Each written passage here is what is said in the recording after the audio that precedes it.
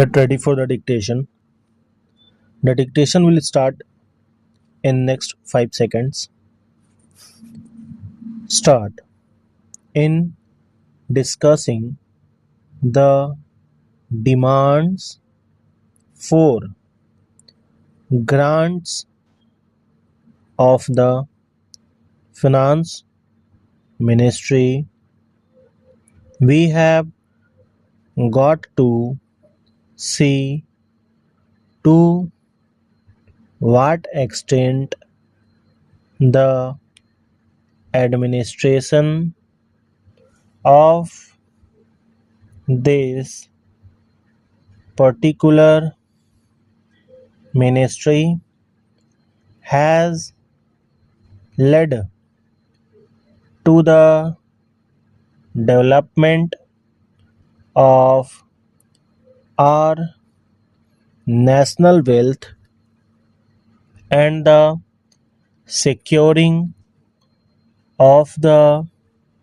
welfare which our state claims to have in view. Madam, we must try to analyze very carefully the working of this particular ministry because it is not merely a department of the government, so to say, but it is the nerve center of the administration of the country. I would like first to refer to the role of foreign capital because in determining the manner in which the permission of capital issues has been granted by the particular administration, we should keep in our mind to what extent the interests of our nation have been served. I fully endorse the statement which the previous speaker has made so far as repatriation of the investments made by foreigners and of profits are concerned. We have dealt with this topic quite a number of times, and I do not want to reiterate anything apart from only supporting what the honorable member who just now spoke said. I would now like to deal with the investments of foreigners in India. Madam, the government of our country accepted the proposition that in allowing foreign investment,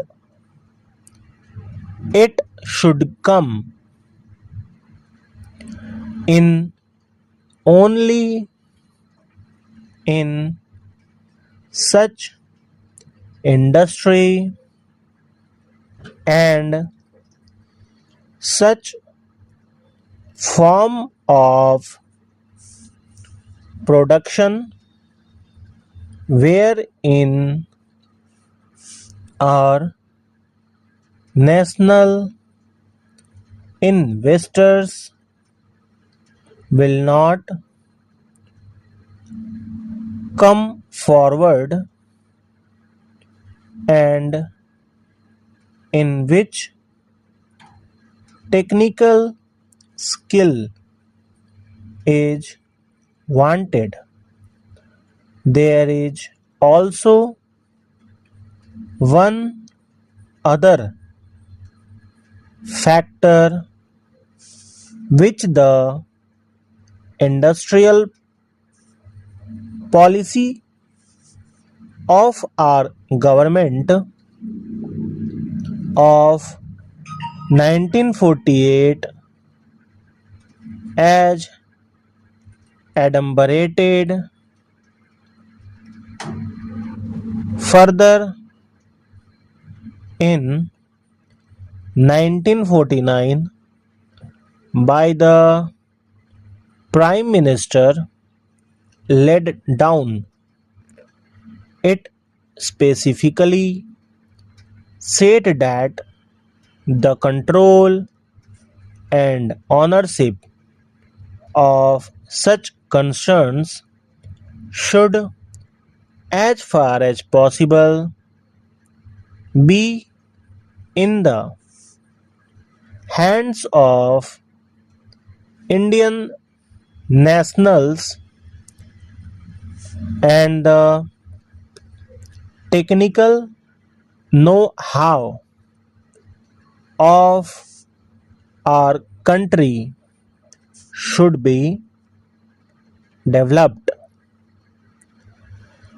I would like to emphasize the figures that have been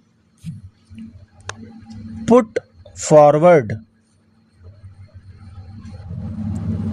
for the last few years from 1947 till the end of 1952 or the early part of 1952. It has been reported that rupees 19 crores of foreign capital have been allowed to be invested in our country. Of that, practically more than rupees 6 crores have been allowed to be invested in managing agency and trading enterprises in our country.